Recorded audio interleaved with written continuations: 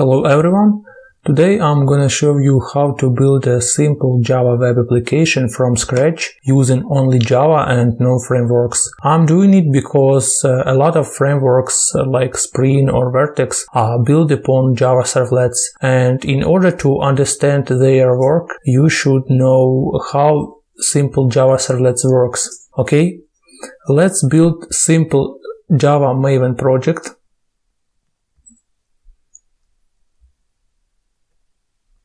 I call it simple Java web project and change some default group ID to my custom. For example, I'll call it com.javamaster and click finish and click open in new window. And first dependency we need for our project is Java Servlet. Let's find it on web. I pick Java Servlet Maven dependency, select the latest table, just copy it and paste to our pom.xml file. Okay. And next thing I'm gonna add to my pom.xml file, it's Maven plugin dependency. I don't remember the exact syntaxes, so I'm gonna grab it from my previous project. Okay, let's just go to pom.xml and copy paste it to our new project. And that's it, no more dependencies or changes to our pom.xml file needed. And next thing I'm gonna create is servlet. Servlet is simple Java file which extends HTTP servlet. But firstly I'm gonna create a package Java master. Let's call it controller. Let's call new Java class. I call it basic servlet and extends HTTP servlet. HTTP servlet has some default methods and I'm gonna override only two of them. It's doGet and doPost. Actually in this tutorial we'll use only doGet method, but for the next tutorials I'll override both of them. doGet responsible for get HTTP requests and doPost for post HTTP request. And if you wanna display output, some output to the request, you just need to use response HTTP servlet response object. Okay, response has output stream, and if you write something in output stream it will be displayed in your web page. Let's display hello world and get bytes because it writes bytes. And next thing we're gonna create is web.xml file to connect our servlet with web requests. Our web.xml file will be located in web app directory, web app, and in web app directory will be located web inf directory. Inf. And here we paste our web.xml file, web.xml. Actually, I don't remember the full web.xml file syntaxes, so I'm gonna grab it from the previous project, if you don't mind. Okay. And what is here? Here is just servlet which we created, so let's change this to our servlet com.javamaster.controller.basic servlet and servlet mapping. It means that URL pattern slash would be served by controller servlet, which is our basic servlet. And that's it. This servlet mapping is just for connecting static resources, and we back up for it later. Okay. And to run our project, we are gonna need a container servlet, and I'm gonna use Apache Tomcat. Actually, I've already installed it, but I'll show you how to install it on your computer. Just go to Google and paste Apache Tomcat download, and first link is linked to the Tomcat Apache official website. Go to the official website and choose the preferred format of Tomcat. I just grabbed zip. As you can see, I've downloaded it. Okay, I show you once again. Zip, and go to open your zip archive and extract it in any folder you want. Okay, I'll extract it to the home directory. As you can see, I've already extracted it, and I will not do it anymore. And that's it. Go to your IntelliJ IDEA. Okay, and click to add configuration. In the plus sign, select Apache Tomcat server local. If you don't have it in this drop down, just select 28 more items, it will be there. Okay, local, and click configure button. In Tomcat home, just enter your Apache Tomcat folder home location, and that's it. Okay, and next thing we're gonna do is it's add a deployment. Okay, and external source, we don't have deployments yet, which is strange because it should be there, but don't worry, we just should call Maven clean install, and it should be there. Okay. Okay, let's select Maven and lifecycle clean install. Okay, let's wait while it will build success, and in our configuration it should be available our var archive. No, it's not here because I just forgot to add to our web.xml packaging. Yep, packaging var archive, and I promise you that's it. It should work now. Okay, let's try once again. Deployment. And here it is, artifact. Simple Java Web Project var and simple Java Web Project var exploded.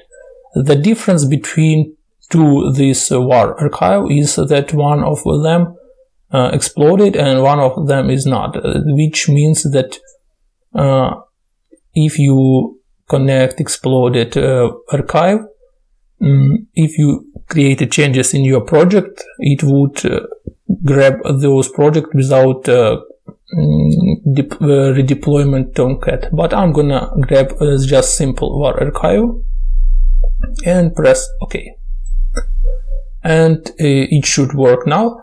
Let's just start our Tomcat and see what happens. Okay, we need to wait some time while it will start the server and create the page. And here we have our hello world. And what do we have here is it's just ugly context path, simple Java project var. To make our path absolute, like slash, we need to configure our Tomcat. Just stop the Tomcat and go to the edit configuration. In deployment application context, just remove those ugly string and leave only slash, and that's it. Now it should have pretty absolute path. Okay, let's wait some time, and that's it. Now you have some pretty slash address to your web application. And what I'm going to show you next is how to display JSP page in your web application. To do it, just remove response output stream and select dispatcher request dispatcher from the request. This HTTP servlet request has request dispatcher object which allows you to redirect your request to the JSP page. Let's do it. Just rec.get request dispatcher. In the string path, you just need to paste full path to your JSP file. Forward request response. We don't have a path now because we didn't create any. Let's just create it under webinf directory. Create some directory, called it view, and create, for example, an index.jsp file. And to show you that it works correct, I'll just gonna create some header, h1 tag, and paste some welcome message. Welcome to my application. Looks good. Welcome. Okay, and what I'm gonna do in here, just paste all the path web inf view index.jsp, and that's it. It should work. Let's just restart our Tomcat and see what happens. Okay, let's wait some more time. Welcome to my application. So you displayed your JSP page. And what if you need to display some more pages? Depends on your URL params. This is you can do this using request URL.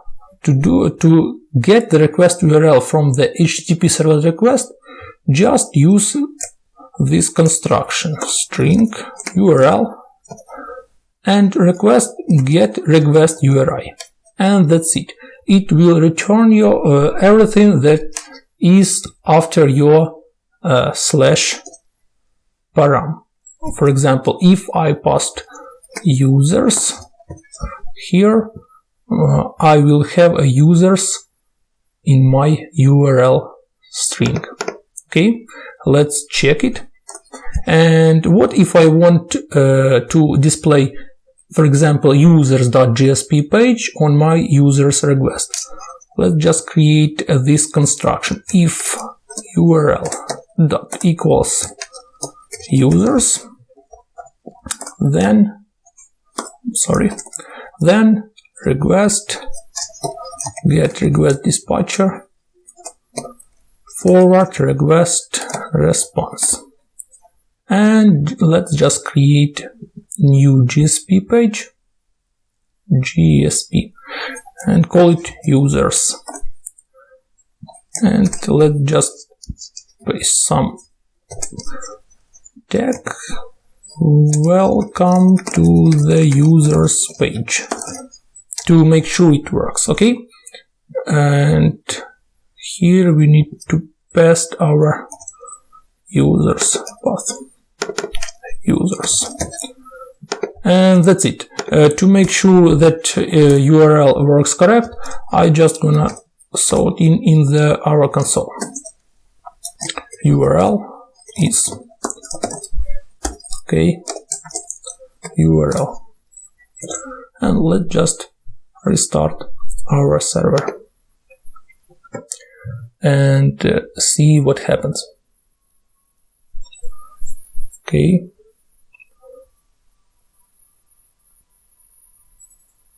Welcome to my application, and if I go to users, I see welcome to the users page. So it displayed different pages, users and welcome page.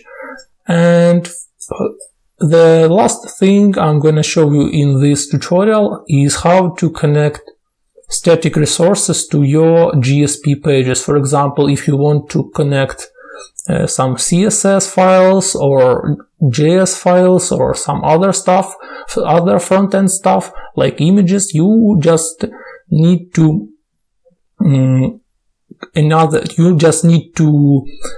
reflow it through the default servlet, and that's why we needed those servlet mapping default servlet. This default servlet will bypass your basic servlet and allow static resources to your web page.